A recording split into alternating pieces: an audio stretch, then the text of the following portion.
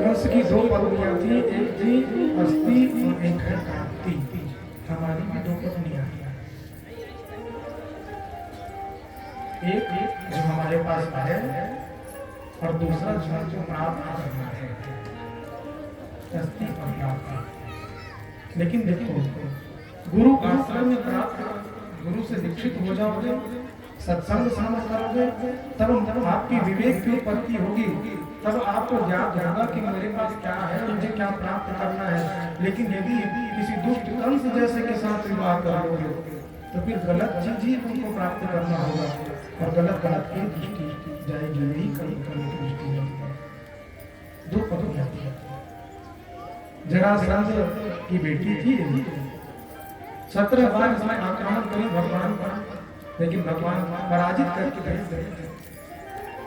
18वीं बार जब ये आक्रमण करने आया तो अपने घर में बहुत से ब्राह्मणों को बिठाया था, सबको संकल्प कराया था कि वली जी आप संकल्प करिए, संकल्प होकर के अपना अपना माला जपन करिए, जो पूजन करना करिए, मैं युद्ध के लिए चलूंगा।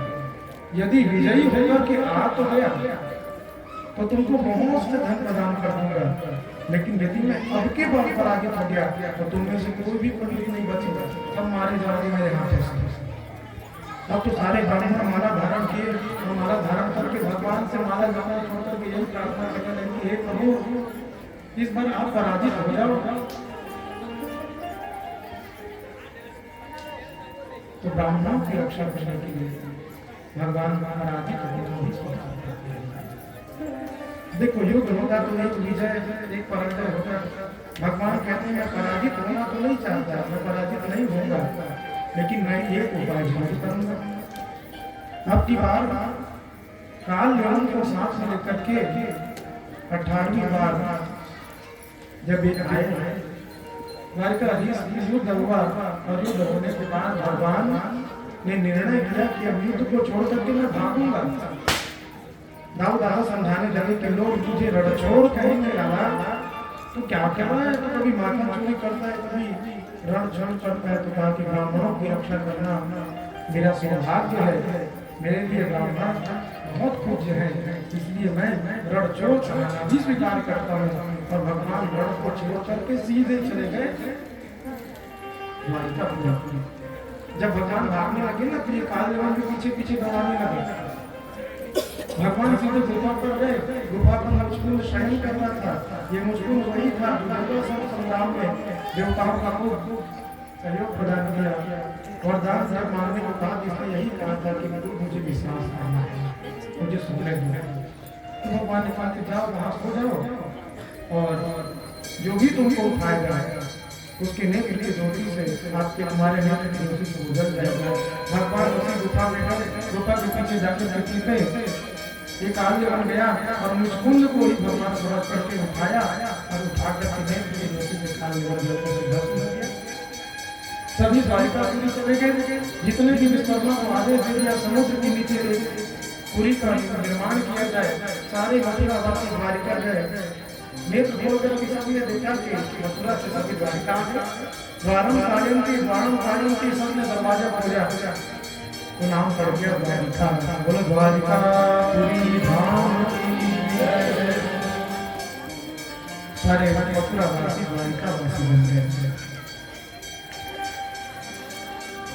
द्वारिकावासी गाते हैं द्वारिका माता छे राजा द्वारिका कौन छे राजा।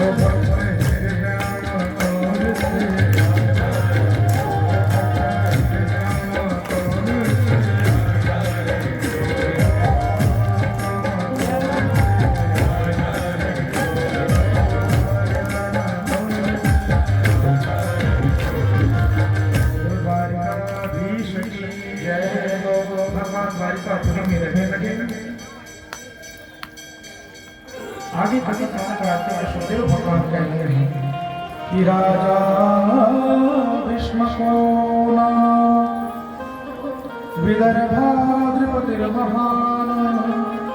तस्य पंचाभवन पुत्रः कन्यका च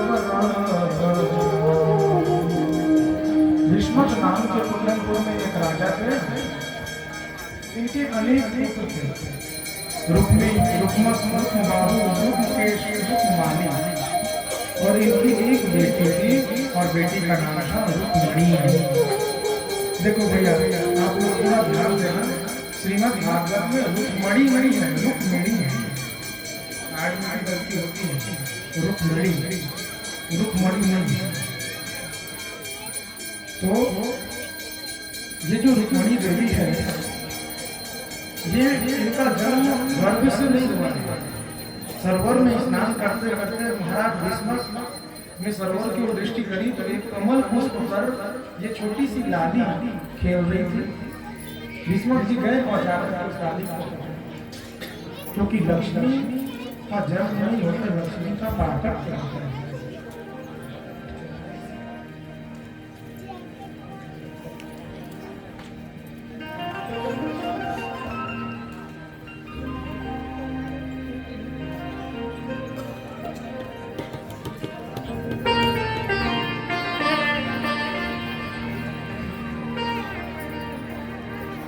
तो इनका जन्म कमल के पुष्प से हुआ था।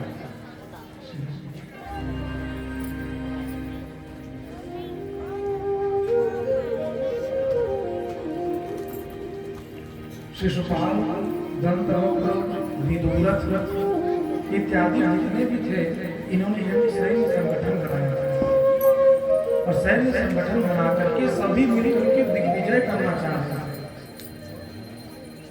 तो जो संगठन तैयार हुआ था ना, इस संगठन पर रुक्मिणी जी के जो भाई है रुक्मी, ये रुक्मी को सम्मिलित होना चाहता था। बार बार जाकर निवेदन करता था तो मना कर देता था कि नहीं नहीं, तुम्हें अपने सैन्य संगठन में सम्मिलित नहीं करेंगे। लेकिन शिशुपाल ने कहा कि देख, तेरे घर में तेरी बहन है, यदि तेरी बहन का विवाह तुम मुझसे करा दे तो मैं तुझे अपने सैन्य संगठन में सम्मिलित कर दूंगा। तो लोग बस ये जो रुक्मी है आकर के अपने पिता को कहने लगा कि मैंने अपनी बहन का विवाह निश्चित कर दिया है और शिशुपाल के साथ इसका विवाह होगा।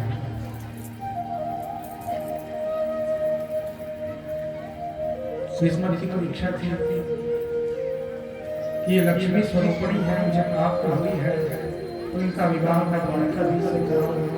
लेकिन दुर्भाव रखता था ये बेटा, बात काटता था तो इसको तो कुछ नहीं सुनता। जैसे ही रुक्मिणी जी को पता चला कि मेरे भाई मेरा विवाह किसी और से कराना चाहते हैं, तो एक पत्र लिखी और पत्र लिख करके यही कहेंगे कि स्वस्था गुणा भुवन सुंदर स्वमतांते निर्विश्य कर्ण विवरे हरतु रूपं दृशां दृश्यतां अखिलात्मनाभं कञ्चुका विशति चित्रपथं। रुक्मिणी मालिनी ने एक पत्र लिखा और पत्र में यही निवेदन किया कि हे प्रभु, हे द्वारकाधीश, श्रुत्वा गुणाः सुंदर गुण सुंदर स्वमतांते, आपके चरित्र को, आपकी कथा को सुन करके, संतों के, ब्राह्मणों के माध्यम से आपकी कथा को सुन करके, आपकी लीला को सुन करके अपने चित्त रूपी पत्र में मैंने एक आकृति बनाई है।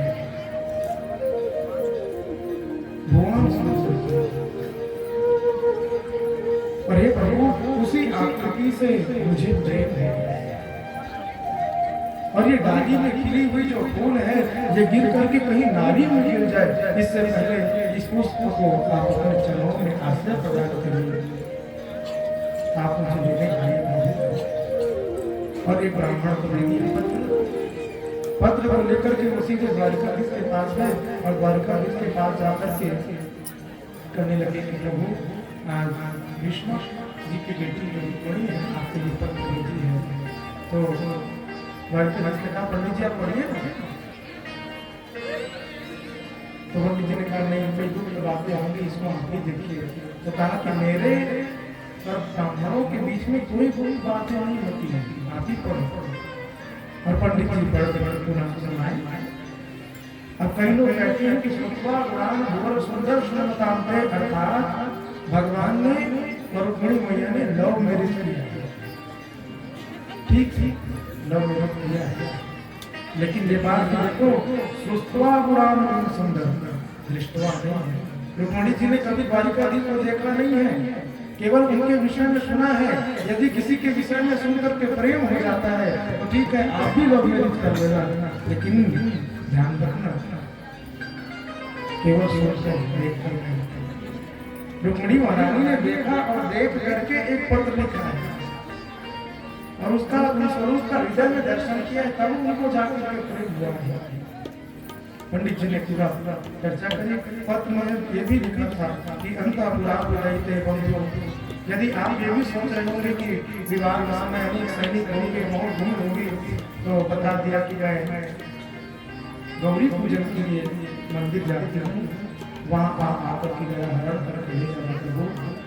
पंडित की बात को जैसे सुने, पंडित जी को कहा कि अरे पंडित जी मैं भी यही कब से प्रतीक्षा रखा कि कब मुझे रुक्मिणी महाराज ने बुलाए, मैं भी लालायक हूँ उनको प्राप्त करने के लिए।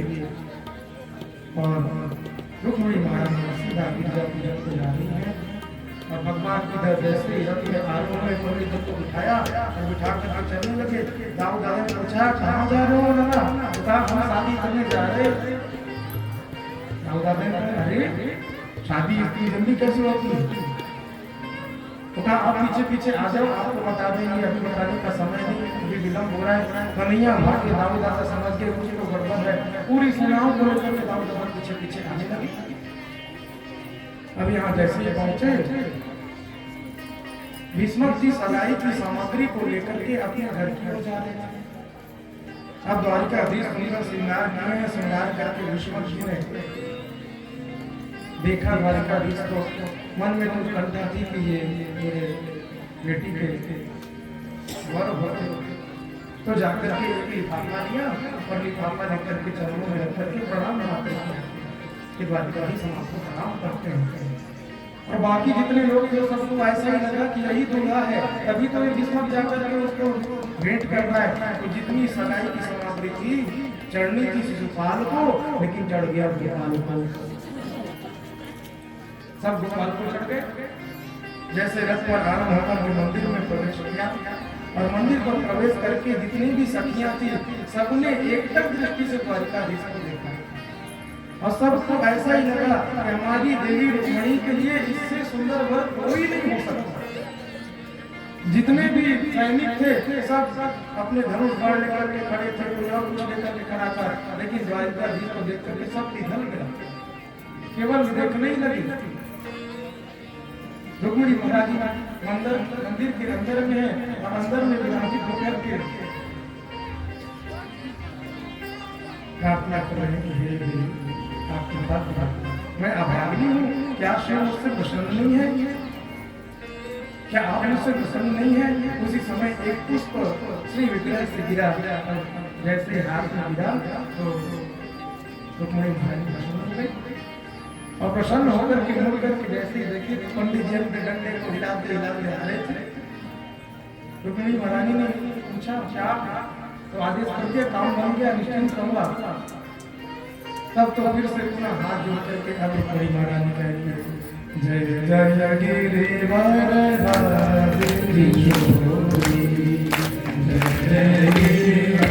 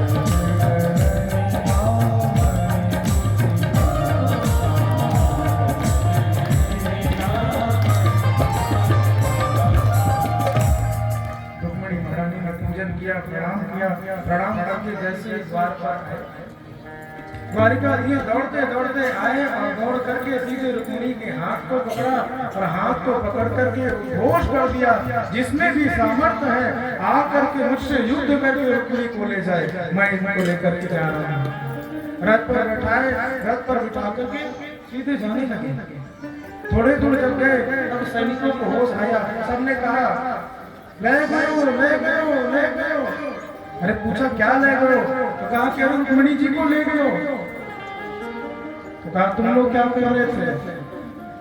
तो कहा तुम तो देखते ही रह गए, इतनी सुंदर थे। जरा शिशुपाल को जैसे ही पता चला कि द्वारिकाधीश रुक्मिणी का हरण करके ले गए हैं, तो कहा कि अरे सैनिक गए हैं, अभी वधी करके आ जाएंगे। जरा ने समझाया, अरे भैया 17 बार युद्ध किया हूँ, हारा हूँ, जा। तो रुक्मिणी जो है क्रोधित होकर के संकल्प ले लिया, मैं युद्ध करके द्वारिकाधीश को मार करके अपनी बहन को लेकर के आऊंगा, और नहीं तो मैं वापस कुंजनपुर में नहीं आऊंगा। तो रुक्मिणी पहुंचा, भगवान ने रुक्मिणी को देखा और वध करने वाले का तो हाथ जोड़ करके रुक्मिणी जी खड़ी हो गई और कहने लगी आपके ही सामने रहे।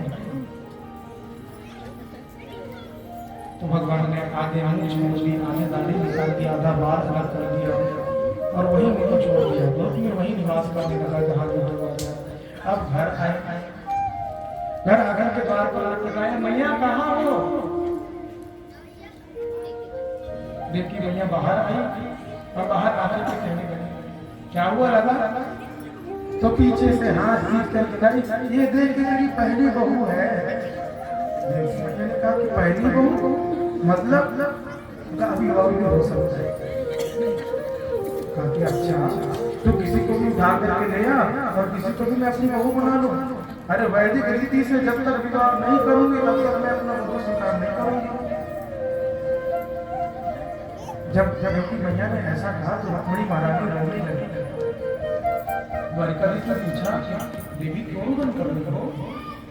तो रुक्मिणी जी कह रही है हे प्रभु, वैदिक विधि से यदि विवाह होगा तो सभी ब्राह्मण देवता मंत्र पढ़ेंगे और मंत्र पढ़ते हैं जो कन्यादान का संकल्प भी तो होता है ना। द्वारिकाधीश ने कहा हाँ ये तो होता है। तो कहा मेरे और माता पिताजी तो कुंडन को और हमारे जितने भाई हैं वो कन्यादान के लिए हम आने नहीं देंगे। तो द्वारिकाधीश ने कहा देवी तुम चिंता क्यों करती हो?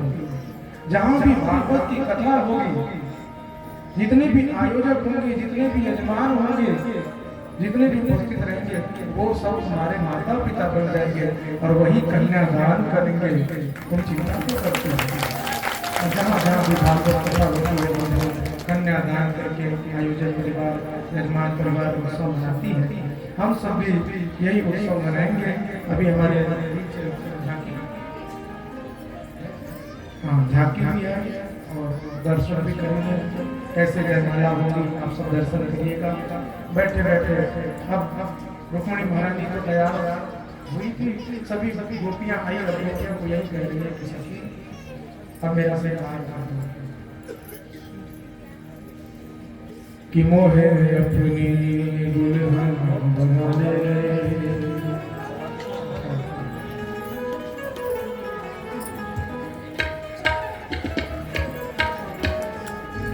ऐसे वर को क्या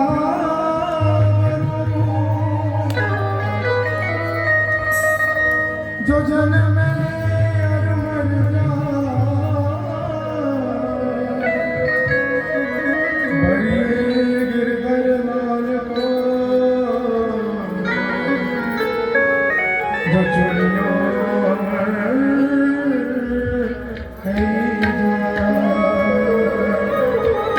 Oh,